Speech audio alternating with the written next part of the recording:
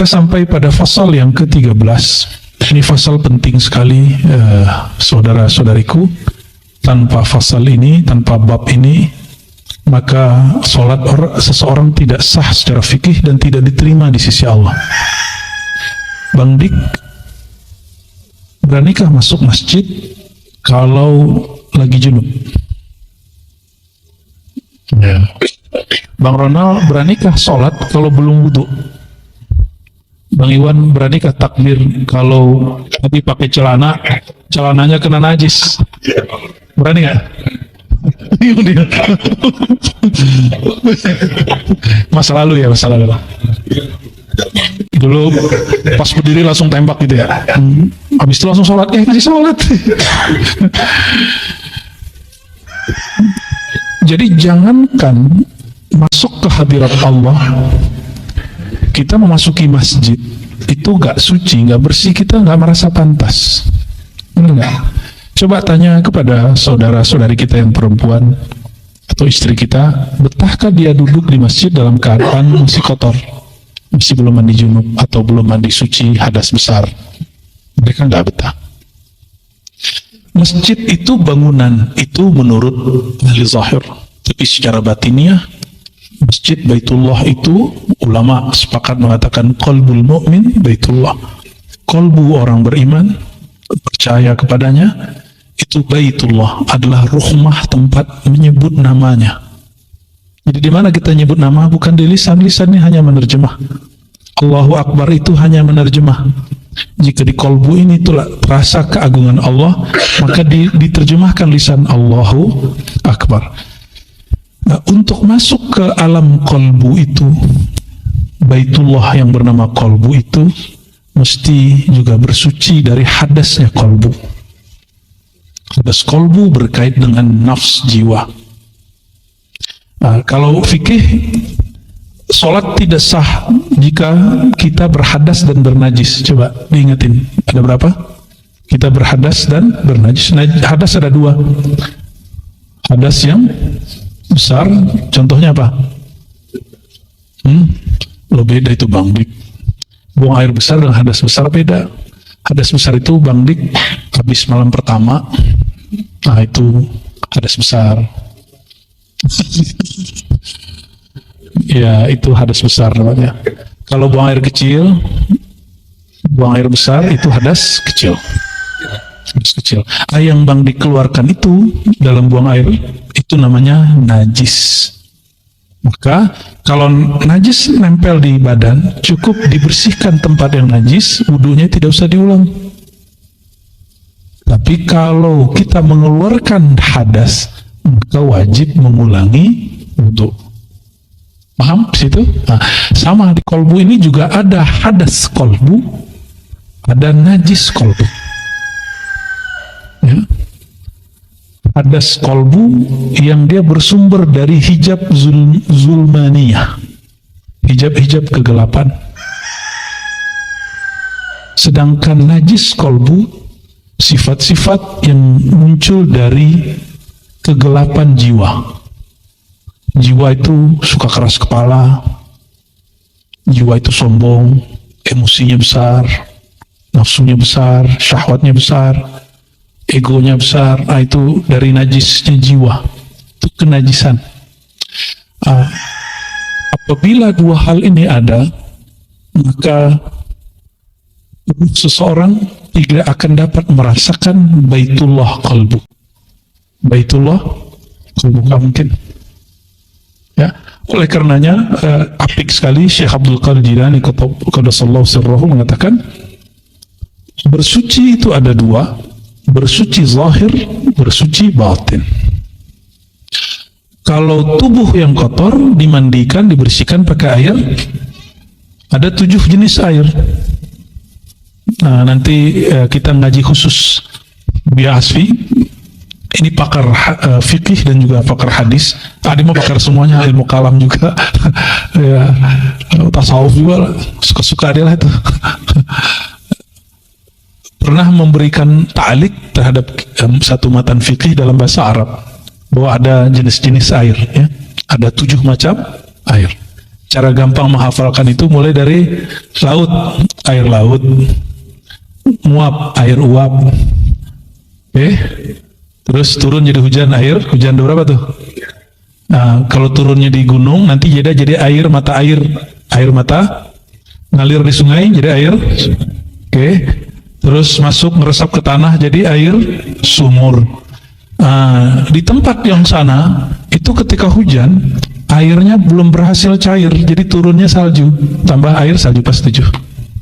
Itu cara ngapalnya. Ngapal tuh nggak usah pakai 1, 2, 3, nggak pakai, diurut dengan cara membuat cerita. Itu cara menghafal, dan antum selama-lamanya tidak akan pernah lupa kecuali stroke. Jadi selama-lamanya tidak akan lupa kecuali, ya, maka itu sebabnya orang-orang yang sudah tua itu tidak pernah lupa cerita, tapi dia akan lupa tentang teori. Ya, coba datang ke orang tua-tua. Ya, karena ruh ini punya cerita, punya kisah. Maka jika diulang nama-nama yang ada dalam kisah-kisah masa azaliyah itu, dia akan menangis. Dia akan rindu. Ya, dan dia ingin pulang. Ya. Bang Dik belum mau diajak pulang deh.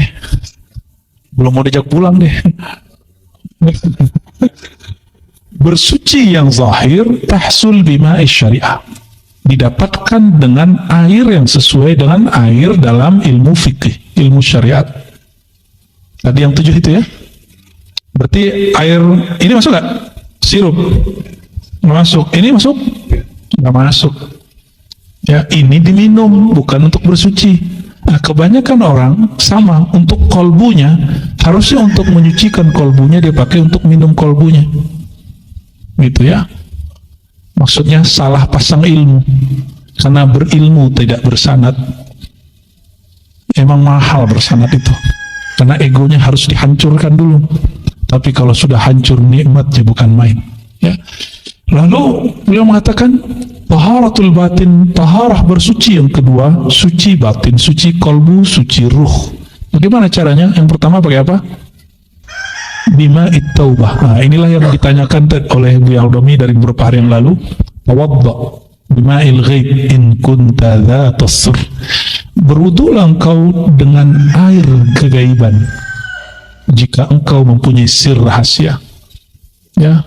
Apa itu air gaib? Yang tidak tampak oleh kasat mata, itu adalah nur taubah, air yang muncul dari cahaya taubat. Jadi orang kalau bertobat itu dia bisa nangis, Bang Dik. Itu wudunya dia. Maka dalam hadis dikatakan Nabi SAW, hadis Tirmizi ya, dua air ya, dua cairan yang akan memadamkan siksa api neraka. Yang pertama, air yang mengalir karena takut kepada Allah. Yang kedua, air yang keluar saat berjuang fisabilillah, itu darah. Ya. Tidak ada namanya orang takut. Kita riyadhah babnya taubat, lagi suluk bab taubat. Kalau lagi jihad babnya darah. Maka seorang sufi nggak pernah takut jihad. Antum tenang aja. Jika ada orang menuduh para sufi anti jihad, dia nggak paham. Namun sufi tahu kapan masanya berjihad, kapan masanya jahat. Kalau bab jahat kita mujahadah dulu, riyadhah dulu, bertorikoh dulu. Nanti kalau sudah mulai musim fitnah menyebar di mana-mana, kedaulatan bangsa sudah tidak ada, negara sudah mulai porak-poranda, baru kita pakai jihad yang zahir. Masa di jihad bunuh sesama muslim? Itu jahat namanya, ya. Nggak ada. Maka ketika para sadah di Al-Azhar diminta oleh presidennya, kamu buanglah bab jihad di dalam taklim, dalam ajaran fikih. Jawabannya apa? Tenang Tuan Presiden, kami tahu kapan mengajarkan jihad, gak usah ajarkan kami yang begituan. Ya, ini baru tobat sudah bab jihad. Di situ jadinya penjahat. Maka berwudulah dengan ma'il ghaib, berwudulah dengan air kegaiban. Al-ghaib nurun inda ahlihi. Gaib itu menjadi nur bagi ahlinya. Ya, gaib itu menjadi nur bagi ahlinya. Ya. Apa yang tidak tampak oleh mata, terasa oleh batin. yaitu penyesalan. Orang yang menyesali kesalahan masa lalunya, Allah terbitkan nur di kolbunya. Nah, usaplah wajahnya dengan itu, ya, barulah muncul air mata, rasa takut kepada Allah Subhanahu wa Ta'ala. Oleh karenanya taubat pun ditalkin, dibimbing sama guru. Sebagaimana Allah mentalkinkan di Quran, maka ahlinya akan mentalkinkan kepada murid-muridnya. Oleh karenanya teman-teman, saudara-saudariku, kalau buya-buya kita ini habis sholat kah atau pas mau zikir, tawajuh khatam, mengajak astagfirullah, ikuti. Itu lagi nge-share talqin istighfar itu.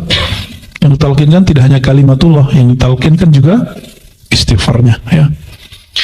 Lalu yang kedua, wat-talqin, yaitu talqin kalimah. Mentalkinkan, memberikan, menyuapi kalimat Allah masuk ke dalam kalbu. Jadi apa yang disebut dengan talqin zikir? Tadi talqin taubah, sekarang talqin zikir.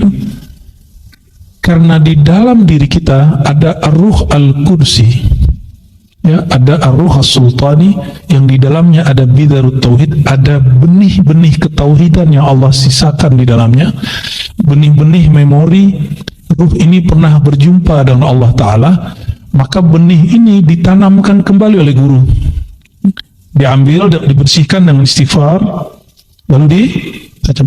Kenapa ada beberapa murid gurunya ngomong ini, kamu amalkan dulu ya Hayyu Qayyum sekian hari, coba lihat padi sebelum ditanam di sawah, apa yang dilakukan dulu?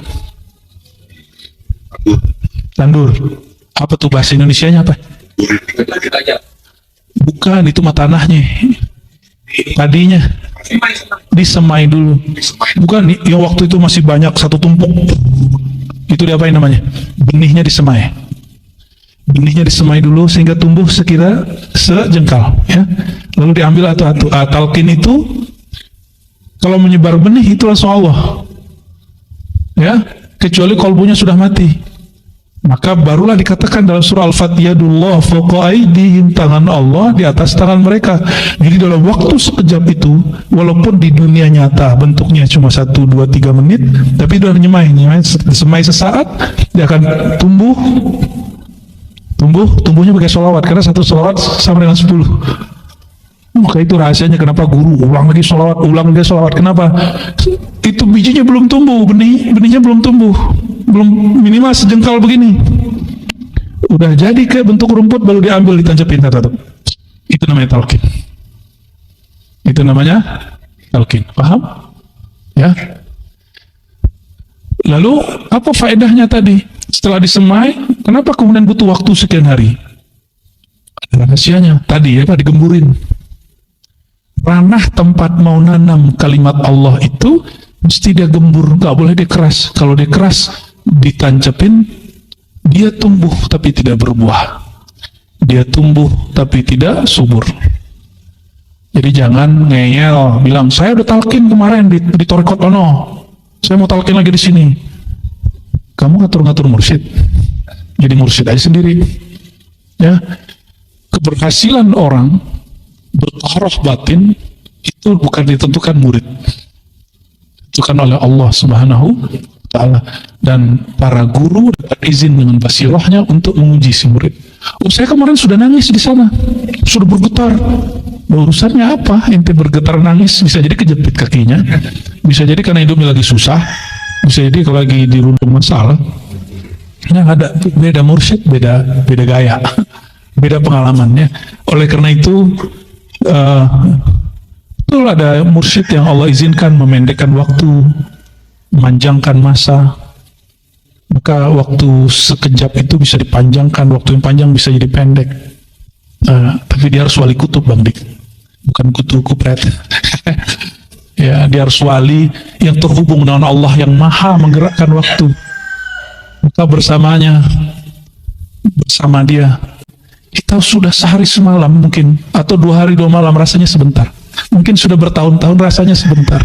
Kenapa? Dia bersama dengan poros waktu, ya. Jadi dengan apa yang kedua? Dengan talqin kalimah. Nah, maka talqin kalimah seperti itu, ya. Kalau sudah ditancepin, dibiarin atau dirawat? Dirawat jika ada rumput yang tumbuh, dikasih pupuk. Nah, yang mahal hari ini dipupuk dengan pupuk organik atau pupuk kimiawi. Organik.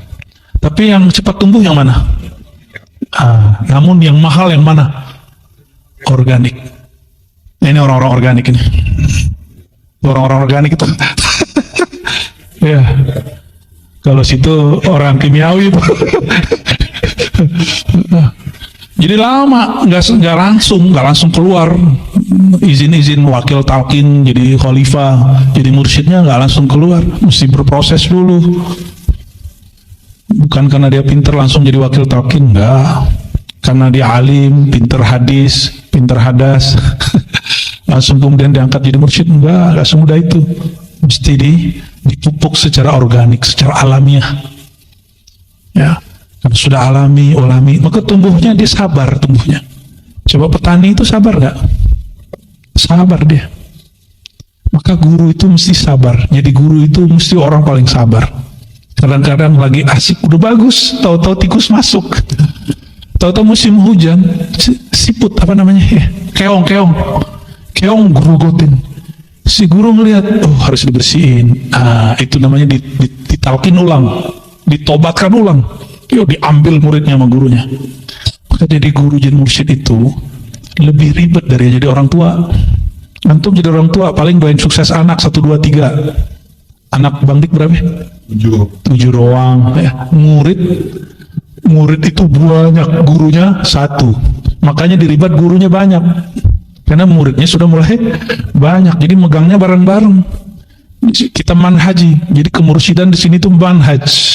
Kalau mati mursyidnya, manhajnya nggak mati. Ada mursyid yang mundurkan diri, manhaj nggak boleh mundurkan diri. Jalan terus. Dan yang mimpin suluk tidak mesti mursyid tua. Siapa aja yang kemudian yang dapat izin, dialah. Ya. Dan mereka modelnya sistem.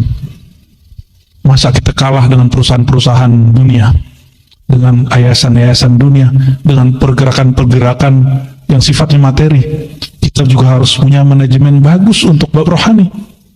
Ya. Harus tidak semua orang harus jadi leader. Tidak semua orang juga harus jadi murid. Tidak semua orang juga harus jadi khidmat. Ya, ngikutin sunatullah berjalan. Ya. Nah, kalau semua orang jadi mursyid, siapa yang jadi murid? Kalau semua orang nggak mau jadi mursyid, semua orang jadi murid. Gimana ceritanya?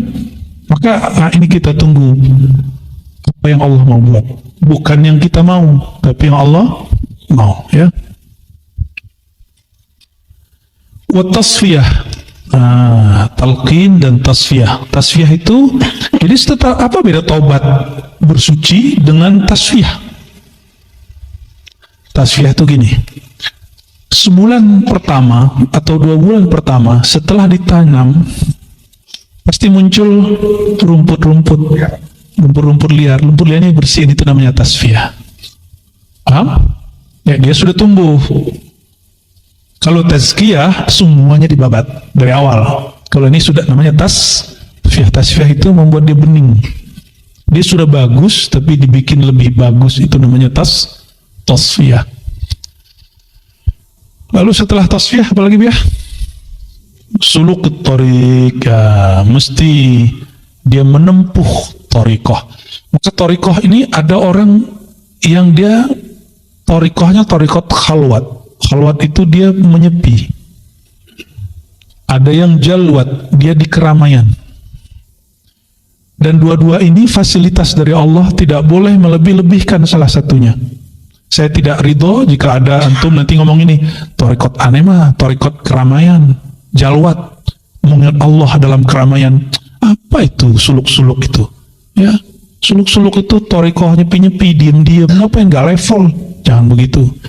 Di thariqah Naqsyabandiyah, Qadiriyah, Syaziliyah, Khalwatiyah, mereka ijma semua. Nah, kemudian Kubrawiyah semua ijma bahwa ada 2 khalwat, ada 2 suluk. Suluk khalwat, suluk jalwat. Di Syatwari juga begitu. Jadi nggak ada yang kemudian bilang, Naqsyabandi itu suluknya formal, kita mah suluknya di pasar, kita suluknya di keramaian. Loh, jangan gitu. Emang ente bisa berhasil suluk dalam sepi pun belum tentu berhasil, apalagi suluk dalam keramaian. Coba suluk dari handphone, bisa nggak? Gaya-gayaan suluk-suluk, ya nggak mau suluk ala Nabi SAW.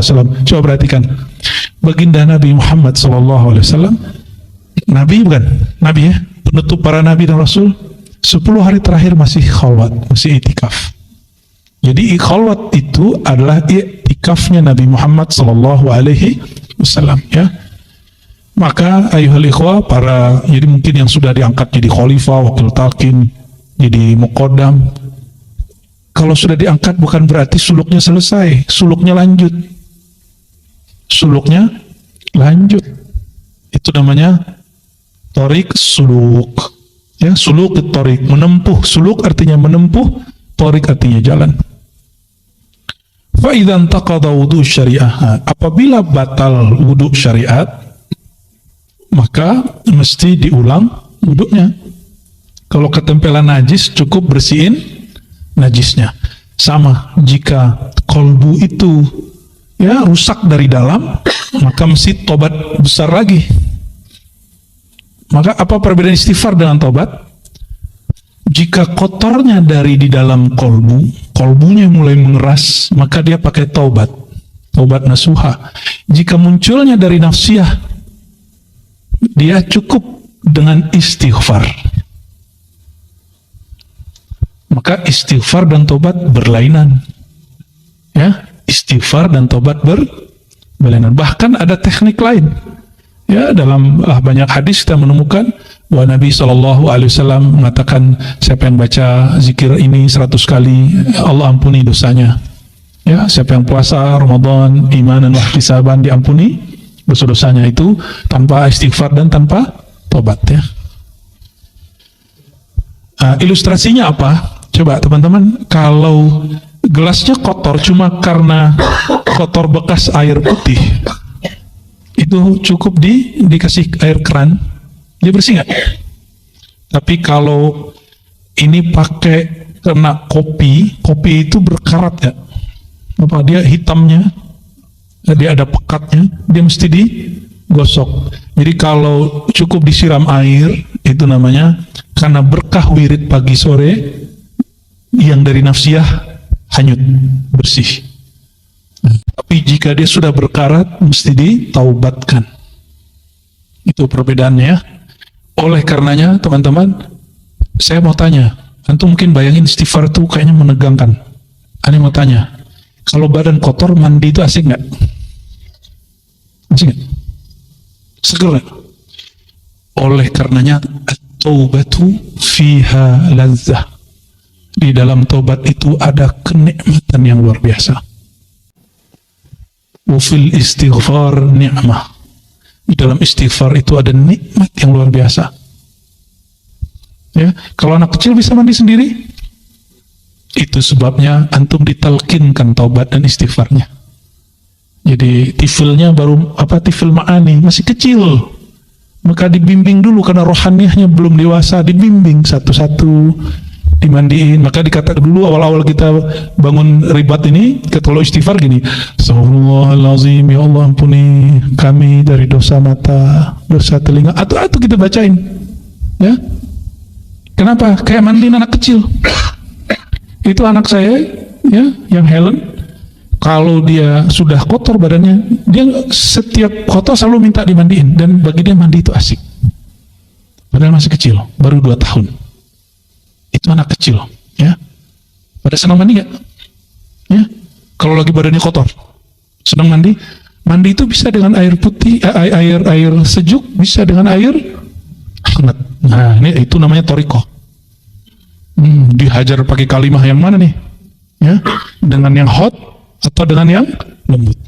Nah, kelembutan itu pada sholawat. Jadi kalau nggak bekerja dengan yang panas, kasih yang lembut. Ya, gitu ya. Allahumma shalli ala sayyidina Muhammad, ya. Jadi nikmat ya istighfar. Oleh karenanya banyak orang yang bertanya-tanya, kenapa sekarang kalau kita doa istighfar kok nggak dibimbing lagi atu-atu? Karena saya berhusnuzon, antum sudah mulai remaja. Husnuzon, walaupun sebenarnya belum semua juga. Remaja batinnya, ya. Kayaknya emang dibalikin lagi Bu ya. Dibalikin lagi kayak gitu selama suluk nanti ya. Astagfirullahnya disebutkan satu-satu. Setelah dosa anggota tubuh, masuk ke dosa kolbu. Dosa, mulai dari dosa syirik. Syirik itu, syirik paling bahaya adalah syirik khafi, syirik tersembunyi. Harap dipuji orang, takut dicaci orang. Ini paling bahaya. Itu musuhnya semua orang yang ingin usul kepada Allah, dan jadi penyakit orang-orang yang main di sosial media kalau nggak belajar ilmu ini. Main politik, sibuk pencitraan tapi nggak ngerti bab ini. Tapi antum kalau sudah oke, silakan main sosmed, silakan main pencitraan, boleh-boleh aja. Loh, kenapa ada garuk-garuk? Ya, ini serius, pencitraan itu boleh nggak? Boleh. Yang penting luar dalamnya sama. Yang ditampilkan itu yang di dalam. Ya. Maka Allah Ta'ala ya, menyebut surahnya manusia itu suratul Rahman. Surah itu citranya kita. Ya, pencitraan zahir kita ini adalah kedermawanan kasih sayang Allah Subhanahu wa Ta'ala. Maka mandang orang kita pasti tumbuh simpati. Ya, kalau ada kesamaan faham nanti jadi empati. Ya, contohnya kemarin ada yang sakit kan, ya, langsung semuanya kerja bakti itu bersama-sama untuk bantuin biar biayanya selesai. Itu contohnya, karena persaudaraannya sudah persaudaraan rohani, tidak dibatasi oleh nasab. Ya, walaupun guru-gurunya di sini banyak orang Sumatera, Bang Dik, tapi kan Bang Dik orang Sumatera kan, ya, istri Sumatera kan, nggak ada urusan. Ini aja Haji Iman orang Jawa, ya, kalau orang Singapura Melayu, ada orang Betawi, ya kan. Lengkap. Jadi kita di dalam bab kerohanian tiada lagi nasab-nasaban. Ya, oleh karenanya mohon maaf, kita tidak tertarik membahas tentang nasab, apalagi nasab Ba'alawi, apalagi nasab yang bukan Ba'alawi. Kita sekarang sedang membahas nasab rohani. Ya, pantaskah kita bernasab kepada ahli-ahli rohani? Ya. Lalu dikatakan di situ, ya, ini hadisnya tidak sahih, ya, cuma dia semakna. Siapa yang memperbaharui wudunya, Allah perbaharui cahaya imannya. Ya. Fa idzan taqada wudu'ul batin bil af'al dami wal akhlaqir radiyah. Jadi apa yang membatalkan wudu batin? Wudu dengan cahaya gaib tadi. Af'al dzamimah, perbuatan yang tercela. Jadi wudu batin batal dengan perbuatan yang tercela. Dan yang kedua, al-akhlaq ar-radiyah, akhlak yang rendah. Radiyah. Nah, af'al, apa af'al? Nah, ini munculnya dari nafsiyah. Munculnya dari nafsu. Bisa bentuknya ambisi, emosi, bisa bentuknya syahwat. Ya, lalu ada sifat-sifat yang rendah. Apa sifat yang rendah? Kolbunya iblis itu kolbu yang sombong. Kolbu yang sombong, kolbu yang iri dengki. Ada iri nggak sama orang? Hati-hati, jangan pernah terbersit di samping kiri kita, di bawah makom kita, jangan. Ya, jangan bersit begitu. Ya. Kadang orang cuma dengan pakai pakaian soleh gitu ya. Emang ada pakaian soleh ya? Lalu merasa dirinya sesuatu. Untung sarungan gini terus ngeliat ada orang pakai celana pendek terus beci. Jangan, santai aja, santai bro. Ya, belum tentu juga orang yang pakai celana pendek itu lebih hina daripada kita. Siapa tahu dia mazhabnya Hanafi kan? Ya, husnuzon aja lah. Ya. Apalagi yang paling bahaya satunya yang menjadi penyakit hari ini adalah su'udzon, buruk sangka. Antum sering buruk sangka kan sama orang? Ya, bener kan? Sering buruk sangka sama orang. Ya. Kalau ada nih Bu Aldomi pakai mobil semua ini, ini hasil jual talqin nih kayaknya nih. Mahar. Lagian penjual nama ruh.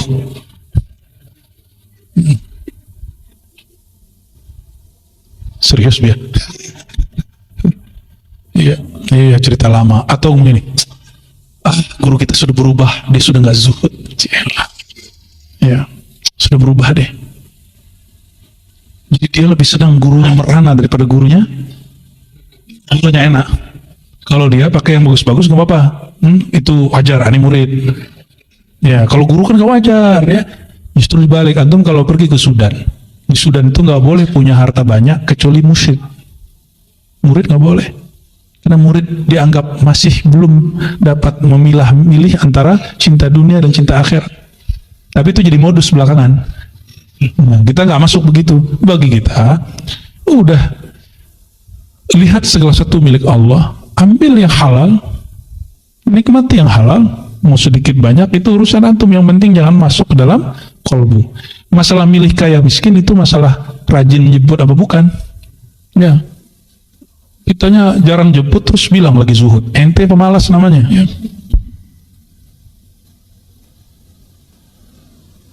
Ngomongin orang ujub ya. Ujub apa beda ujub dengan ria? Ujub mengagumi diri, kalau ria mengagumi amal. Itu bedanya ya. Ujub memandang diri, riya memandang amal. Dan dua-duanya syirik khafi. Dua-duanya syirik khafi. Dan ada satu hadis untuk orang pemain sosmed.